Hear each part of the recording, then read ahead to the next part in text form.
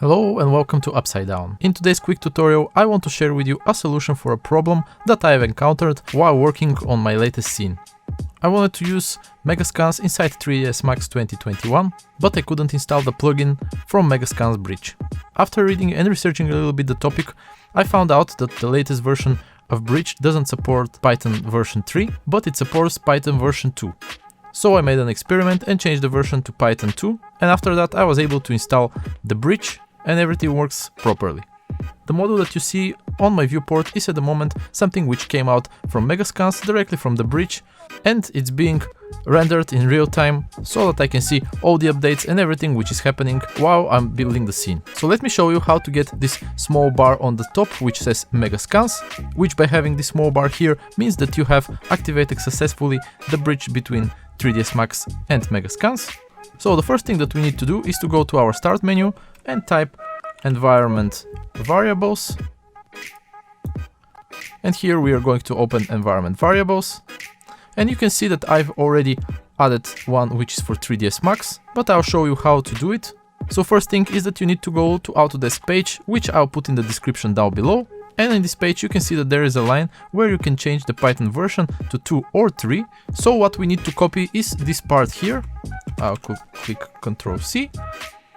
Now we can minimize it and go back to our environment variables, click new, and on variable name we are going to paste the text that we just copied, and from the bottom parameter, which is variable value, we can control which version of Python we are going to use.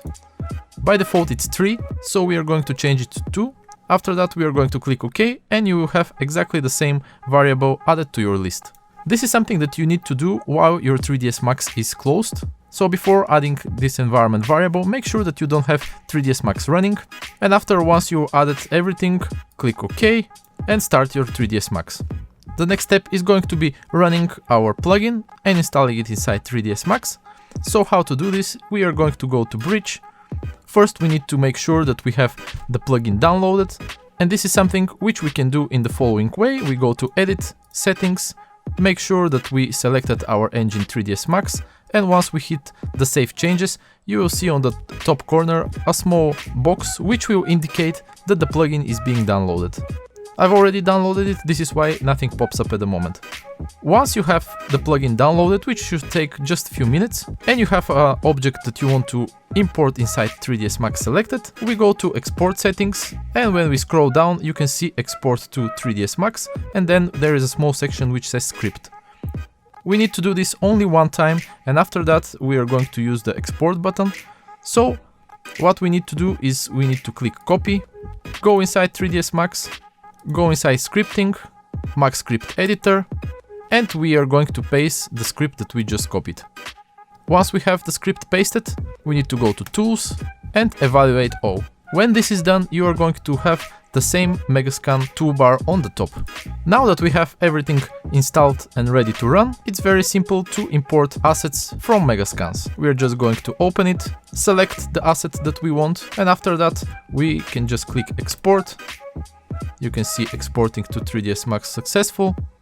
And now when we go back inside 3ds Max, we will see that we have our model imported. Another thing that I want to share with you is about the materials. So I will just open the material editor, and here we can see this is the material which you will be automatically created once you imported the models inside 3ds Max. We will have all of our textures plugged in, and after that, if we select it, we can do all the adjustments that we want. Thank you for joining me today. I hope that this tutorial is useful and helpful for you. Leave a like and a comment down below, and see you next time.